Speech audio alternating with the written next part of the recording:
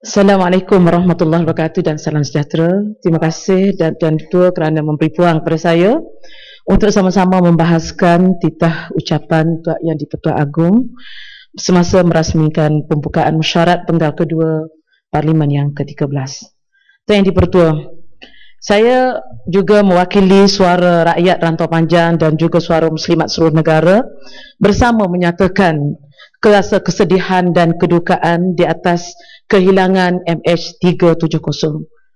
Doa dan harapan kita supaya dipercepatkan penemuannya dan kita mengharapkan supaya keluarga mangsa supaya terus bersabar dan terus tabah, dan kita yakin semua yang berlaku itu ada hikmah yang besar di sebalik peristiwa yang berlaku itu, walaupun perkara itu amat kita tidak sukai. Dan saya juga mengambil kesempatan ini merakamkan setinggi-tinggi jutaan terima kasih kepada semua pihak yang telah memberi sumbangan tenaga untuk dan segala-galanya untuk membantu mencari pesawat yang hilang sama ada dalam dan luar negara. Soalannya di sini ialah, apakah langkah keselamatan yang telah kita ambil iktibar daripada peristiwa yang berlaku? Kes seumpama ini kita tidak mahu berulang dalam negara kita, apalagi yang membabitkan warga asing sehingga menggunakan kad pasport hidayah yang dicuri dan sebagainya. Seharusnya tidak berlaku dalam negara kita. Begitu juga alat pengesan radar dan sebagainya. Dan apa yang paling memalukan kita apabila negara-negara luar membawa kapal-kapal yang canggih, kapal perang yang canggih, kita hanya mengarahkan bot-bot nelayan untuk mencari pesawat MH370. Jadi ini adalah satu perkara yang memalukan. Di mana kehebatan kita sebenarnya dari sudut keselamatan? Jadi apakah usaha MAS terutama sekali dalam menjaga reputasi MAS? Sebab kita tidak mahu dengan tercalarnya isu-isu sebegini menyebabkan MAS akan terus dipandang rendah, dan yang paling merisaukan kita, industri penerbangan ini akan tercalar dari sudut persaingannya sama ada dalam dan luar negara, yang mungkin kalau selama ini kita telah mendengar kerugian MAS yang terbaru 1.14 bilion, kita bimbang akibat daripada pengurusan apa yang berlaku ini menyebabkan MAS boleh membawa kepada kebangkrutan. Itu amat membimbangkan kita. Dan Yang di-Pertua, saya ingin menyentuh juga ialah berkaitan dengan isu baru yang berlaku dalam negara kita, iaitu Festival Future Music 2014.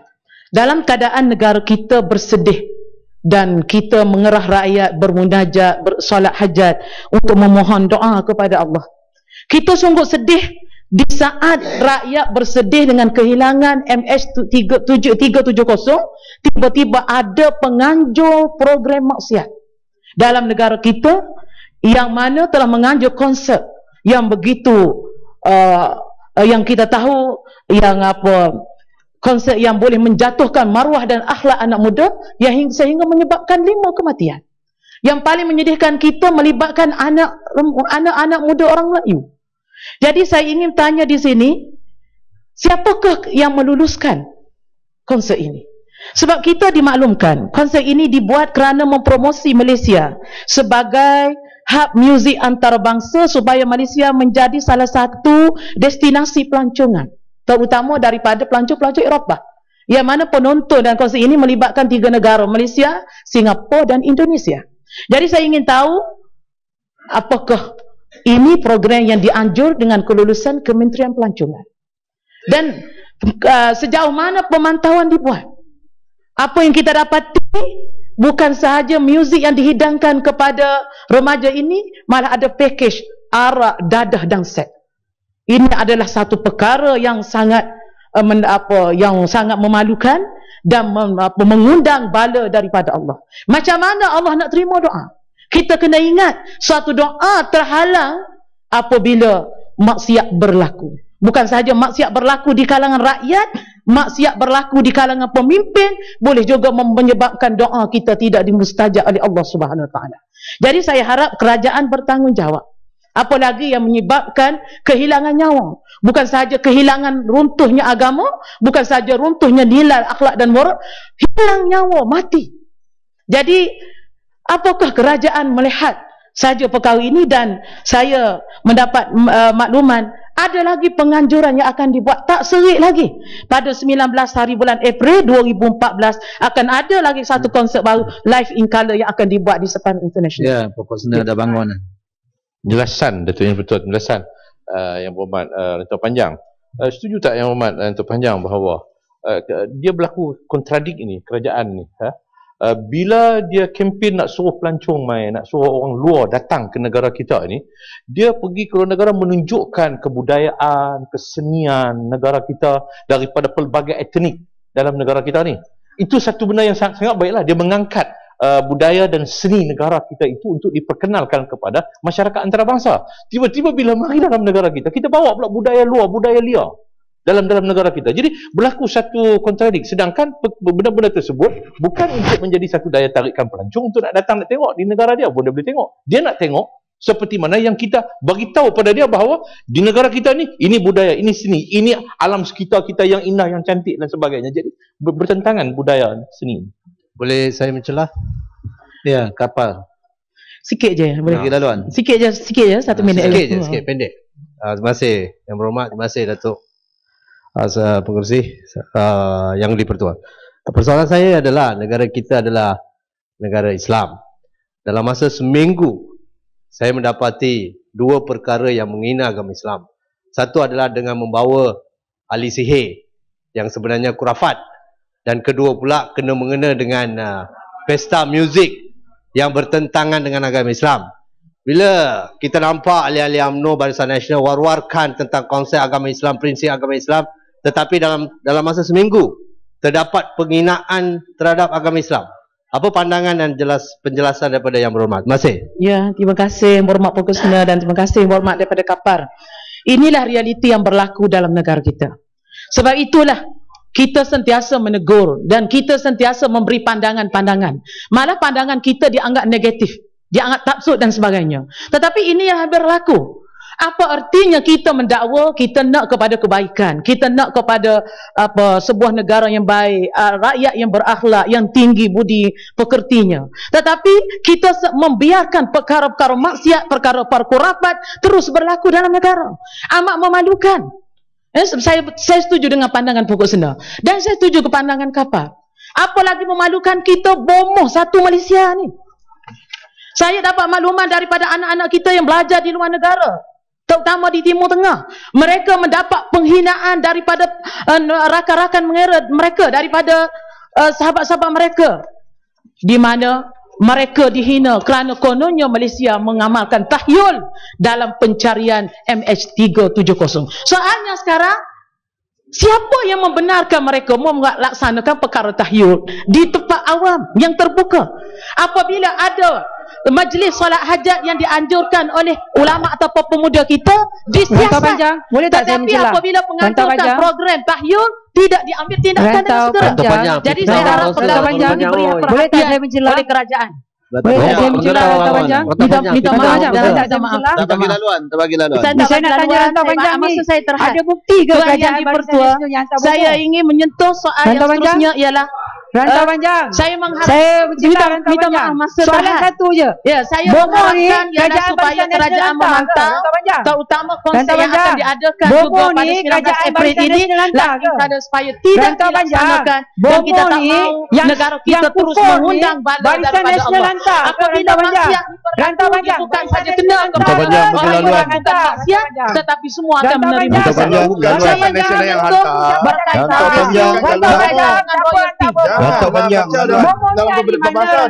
Minta maaf yang jangan duduk satu Malaysia.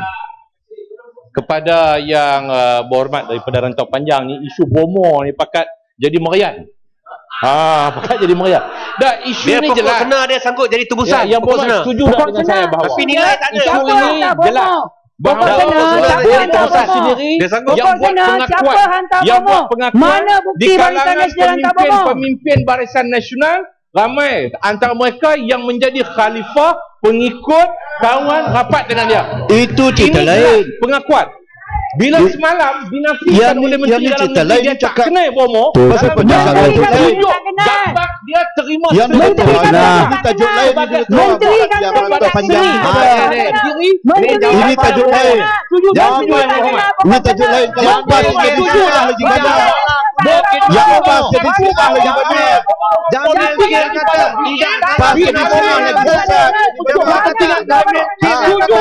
Jangan itu siapa? Ini cerita rantau panjang. Cerita bomo lain. Dia kata tidak salah guna bomo. Mana bukti? Mana putusan online? Dia kena Guna tarik putusan balik. online. Kalau ada bukti, Kerajaan tarik balik. Menteri tarik balik tuduhan kata BN. Tarik balik. Kita minta tarik balik. Tarik balik. Rantau panjang mislead Dewan. Tarik balik. Tarik balik. Tarik balik. Jangan juga Kita pun boleh kata Pakatan Rakyat yang bawa bomo tu. Kita boleh kata Pakatan Rakyat bawa bomo tu. Tarik balik. Siapa kata? Bukan saya kata. Ya Muhammad. Saya sengaja biarkan supaya Imam Mat tunjuk teladan yang baik kepada pelajar-pelajar kita di atas. Dan pelajar-pelajar di atas ketawa tengok wakil rakyat. Ahli-ahli parlimen macam ni. Ya. Saya sengaja biarkan.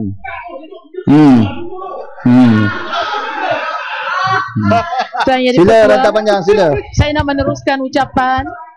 Tuan Yang di-Pertua, saya nak meneruskan ucapan.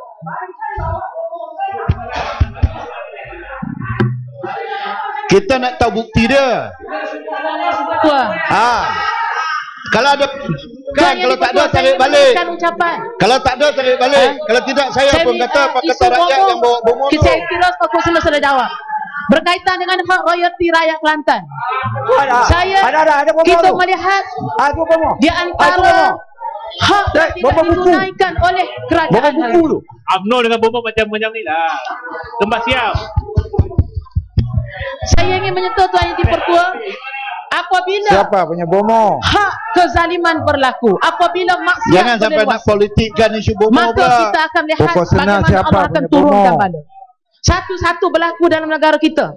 Bukan saja soal kehilangan pesawat, kita berdepan dengan isu jerbu, kita berdepan dengan isu inflasi. Yang terbaru laluan. berlaku Rantau panjang, kemalangan laluan. yang melibatkan nyawa, kemalangan Please lah, keras. rantau panjang. Banyak isu-isu berlaku yang saya rasa berlaku dalam saat yang Come on lah. begini. Rantau panjang. Apa saya Sikit menyentuh lah, rantau panjang, rantau panjang. Rantau panjang. Rantau panjang tidak diberi. Saya tak pernah Rantau panjang. Rantau panjang. Seminit je. Saya tak nak berlaluan. Kejadian besar Di mana Syria. hak rakyat Kelantan Seminit je rantau panjang. dalam proses pencarian Yemen. Rantau panjang. Mesir. 377 Rantau panjang. Maju seminit je. Tidak berarti negara berlaku. Minta Minta penjelasan. Minta maaf, saya tak bagi Penjelasan saya ikut seminit je aturan rantau soal panjang. ini. Seminit Di je. mana dalam pencarian ini pihak penguasa maritim telah mendedahkan keluasan perairan pantai Kelantan 20,000 kilometer persegi. Bomo tak malu. Jadi kalau 20,000 kilometer Bomo persegi tak malu. Bomo lagi malu.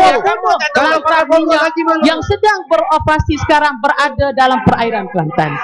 Jadi saya ingin penjelasan daripada pihak kerajaan hak yang telah termaktub dalam Akta Pembangunan Petroleum minta laluan 1975 dan Perdana Menteri telah menyebut dalam laluan. dalam Panjang. bajet yang Kalau banjir dibesarkan berlaku kat Kelantan tu 2014 di mana Kalau satu banjir berlaku jawatan kat Kelantan tu kuasa berapa? untuk Rantau pembayaran wang tunai Jangan main royalti tuduh je. akan dilaksanakan dalam tempoh 6 bulan untuk diselesaikan.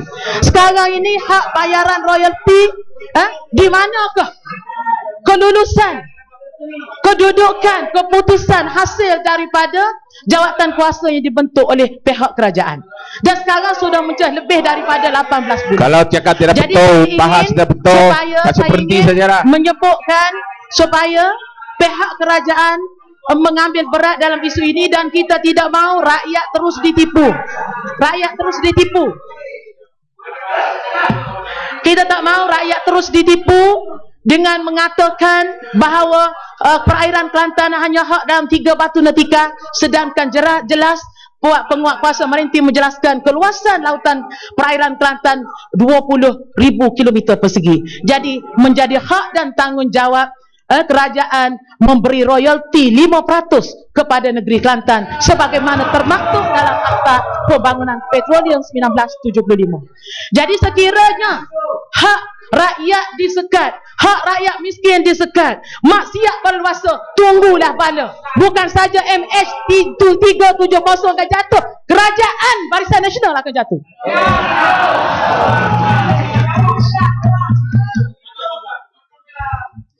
Tuan Yang di-Pertua, saya ingin menyentuh juga berkaitan masalah kesusahan rakyat berkaitan dengan kenaikan kos hidup, kenaikan harga barang, di mana kita melihat hasil daripada kenaikan harga minyak, penarikan subsidi minyak, penarikan subsidi gula dan kenaikan tarif elektrik memberi kesan dan impak yang cukup besar tentang kos hidup rakyat. Hari ini rata-rata rakyat menderita, terutama di kawasan luar bandar.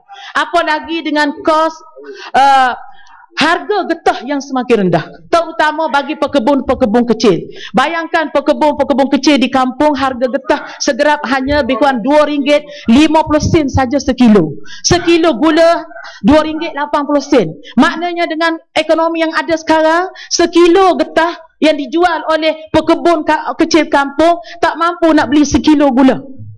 Bayangkan kedudukan yang ada pada hari ini. Jadi begitu juga para petani, hasil-hasil pertanian mereka dengan harga yang begitu rendah, sedangkan barang di pasaran terlalu mahal. Jadi saya ingin bertanya kepada pihak kerajaan, apakah usaha untuk menangani permasalahan ini dan untuk mengatasi masalah inflasi yang semakin meningkat ini. Jadi saya harap perkara ini diberi perhatian sebab rakyat di bawah sangat-sangat menderita dengan keadaan kos hidup yang mahal. Apalagi apabila tahun 2015 kerajaan akan melaksanakan GST, apa akan jadi pada negara kita? Kos hidup yang akan makin tinggi insya-Allah. Tuan Yang di-Pertua, saya ingin menyentuh juga berkaitan dengan keselamatan sempadan. Kawasan saya, kawasan sempadan. Jadi mana kerajaan pernah menyebut sebelum ini akan melaksanakan pagar keselamatan di sempadan. Saya ingin tahu apakah macam manakah bentuk pagar keselamatan yang akan dilaksanakan. Sebab keutamaan sekarang, terutama di kawasan saya, ialah tebatan banjir. Setiap kali berlaku banjir, maka kerugian berjuta ringgit bukan sahaja dihadapi oleh rakyat biasa, oleh golongan peniaga, petani, penternak, binatang mereka mati, tanaman mereka mati, hasil perniagaan mereka tak dapat berniaga hampir 2 bulan kerana musim banjir. Dan bangunan-bangunan sekolah yang rosak, balai polis yang tenggelam, begitu juga pusat kesihatan dan banyak lagi. Jadi saya harap perkara ini diberi perhatian yang segera oleh kerajaan. Ya, kita malu kepada kerajaan Thai kerana kerajaan Thai telah menyiapkan, hampir siap dah tebatan banjir di sebelah Sungai Golu. Sedangkan kita di sebelah Malaysia dalam keadaan yang masa sudah habis. Jadi saya harapkan supaya perkara ini diberi perhatian oleh kerajaan.